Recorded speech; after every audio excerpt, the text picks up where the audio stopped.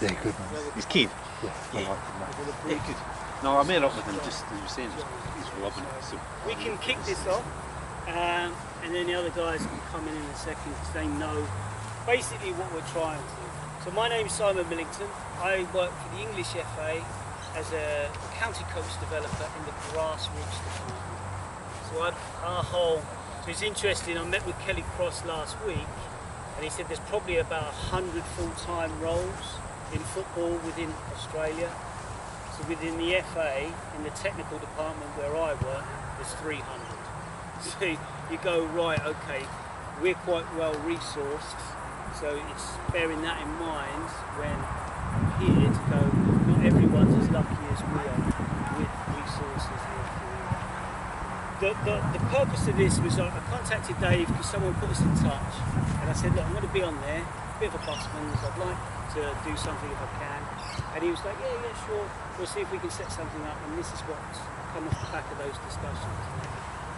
There's a guy called Mark Bennett, so if you want to make notes, if you like podcasts, Talent Equation podcast, Mark Bennett, MBE, this is his system, so I'm not going to say that it's something the FA have come up with, but when I was talking to Dave on the way here, I don't think national governing bodies, we can edit that,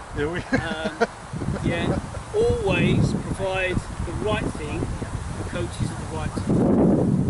Because it takes a long time to produce a piece of work. Once it's out, it's already probably a little bit behind where current thinking is. So they have to make the best of it. And we're not doing a bad job, but we can always do better. So his athlete-centered approach is based on, he calls them UAEs, I call them unsuccessful, successful, exceptional, which in acronym is just used. The rule of 3, player first, player last. So they're the things I'm going to try and get out tonight. So I don't know this week's players, obviously. So speaking to Hector, it was, what would you like to see your team be better at? And this is a common one. Effective communication. How often do you coach it? You coach effective communication? Oh, sorry, no. So, as coaches, we say our players don't communicate very well, but how often do we coach players to communicate better? So it's one of them ones. Do they need us to help them, or should we expect it from them? And then the other bit is the technical tactical bit, which is positive to negative transition. So we're probably going to be working on recoveries, a little bit around when we lose it, how well do we organise to get ourselves into compactness, shape, to then win the ball back and then counter-attack. So this is when this effective communication doesn't happen in the conversations with Hector and John. So this is all I'm going to try. So when the players come in, I'll be using the whiteboard and I'll just be saying to them, and it's easier for kids or coaches as well to list what's unsuccessful. So if I said to them or you, what would unsuccessful effective communication look like? just silence. Silence was a good example of it, yeah? So silence would be number 1. So if we don't say anything, that's not effective communication. I only ask players to give 3, so give me 2 others. Abuse, so not positive, yeah? And then thirdly, could be wrong information, okay, incorrect information.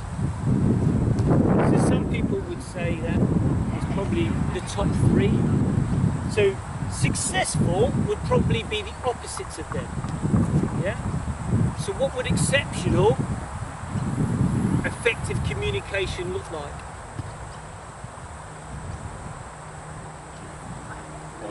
Positive body language, clear instructions.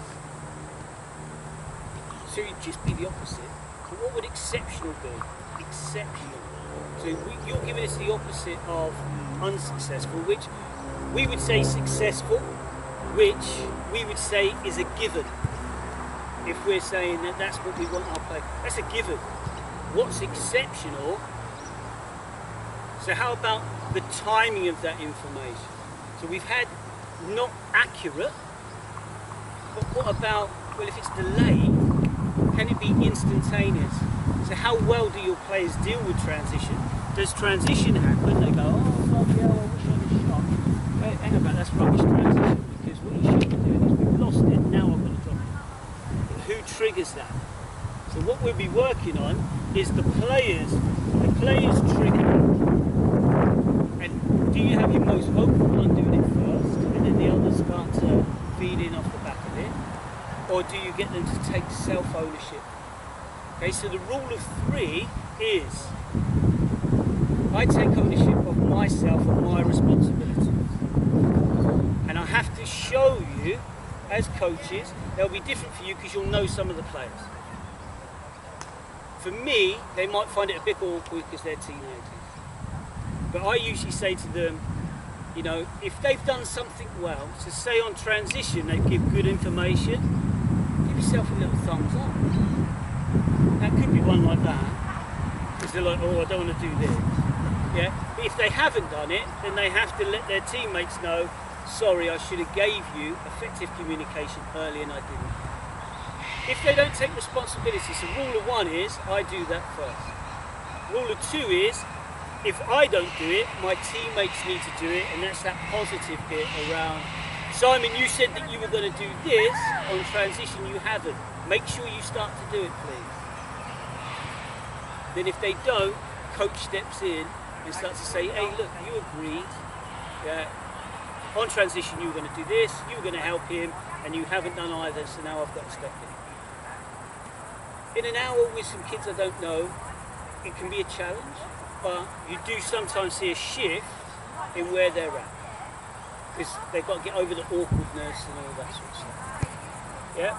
And then the last thing, players first, players last, is whenever we reset, they start off the conversation.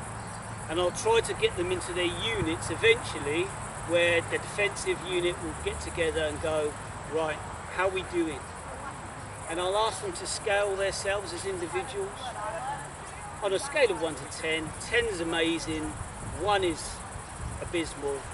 Where are you at in relation to effective communication? Yeah? So now you've had a bit of thinking time, exceptional. 1 could be timing of it, it needs to be, give me another 2. Influences behaviour change. So this is the challenge here. We want our kids to be effective communicators, but do we know what exceptional communication looks like? Constructive? Okay, so concise and constructive, we can say that is the 3. Yeah? They're going to give me something else. So as coaches, that's what we believe. So should we scribe that down and see what similarities? So who can remind me of, excuse me, who can remind me of what we said unsuccessful would be? So silence, abusive, Yep. and the other one, Incorrect. inaccurate. And exceptional was timing, instantaneous. Yeah, what else did we say? Behaviour changing.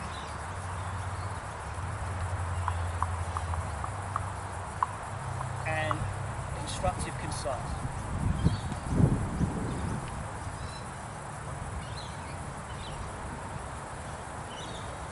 So we've got them. Now we go, right, what's the tech-tac? So on transition, we've lost the ball, so we had it, we've lost it. What would unsuccessful transitions look like? Slow. Yeah? So, slow, but what else? So slow could be mindset to do something, could be body reaction to do something. What else?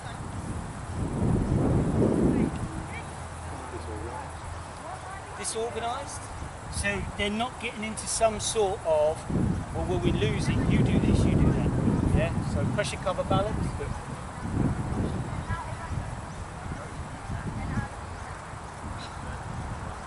Right then, one more.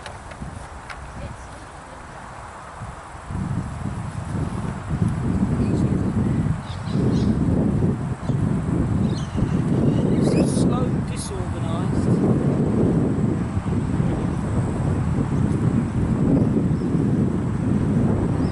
So when you look at successful transitions or unsuccessful ones, what do they look like?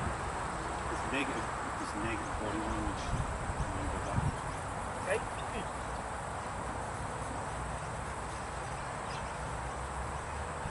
So exceptional. So remember, the opposite of this would be successful. Exceptional is beyond, because we want our players working between successful and exceptional rather than unsuccessful. Anticipation. So be ready. Expect the unexpected. Yeah. Anticipating if you've lost the ball, you're already reading the play for when you're going to get it back and perhaps playing for the penalty. Okay, so I would still put it under be ready, but it's very similar in relation to, you know, if you're the centre mid and the strikers give it away, you're already thinking, well, what's my defensive position? So we'll put it under be ready. You would land some players are reading off each other's cues and triggers.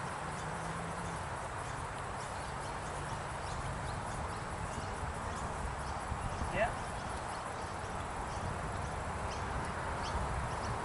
I would say behaviour changing. Exceptional is we do it consistently. It's the consistency of it.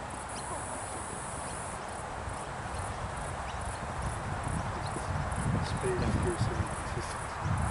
So we'd say, right, now remember, this is the best.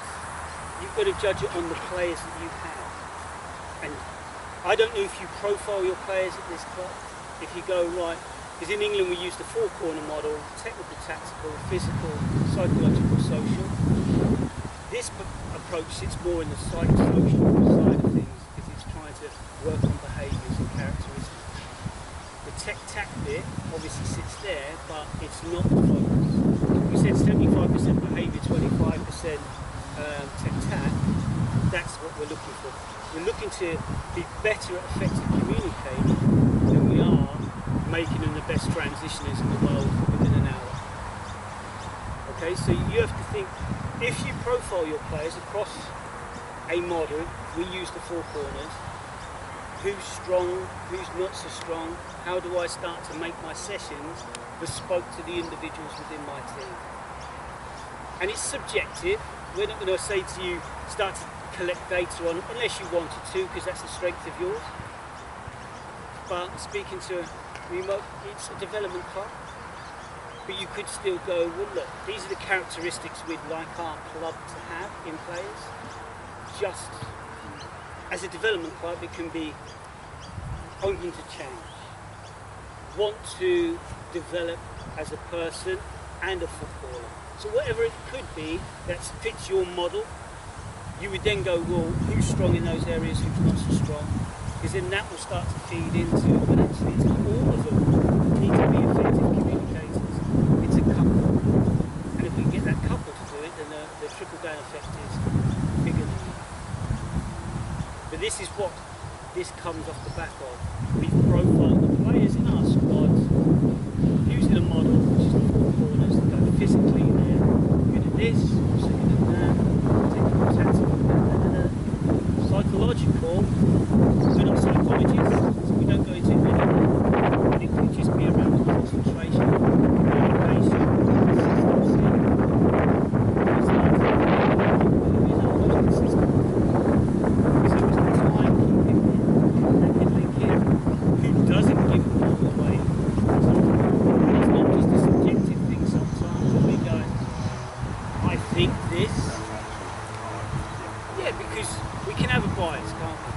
There can be kids in our group that we like more than others, just because because as people we gravitate to certain types of people.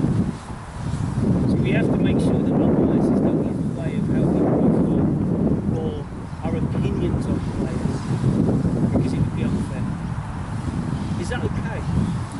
So all I'm going to go through the same process with the players around setting their targets for this evening, introducing the rule of 3 to them, players first, players last, and the red coned area is where we can baseline what they believe their best is, and then we'll just go into a match beyond that where we'll start to see what it's like in there. So this would just be a practice where, I mean, I don't know how many we've got, it looks like there's a fair few now. So we're up to 50, and we can do It should be about 16. Okay. 40 now, so it's 60.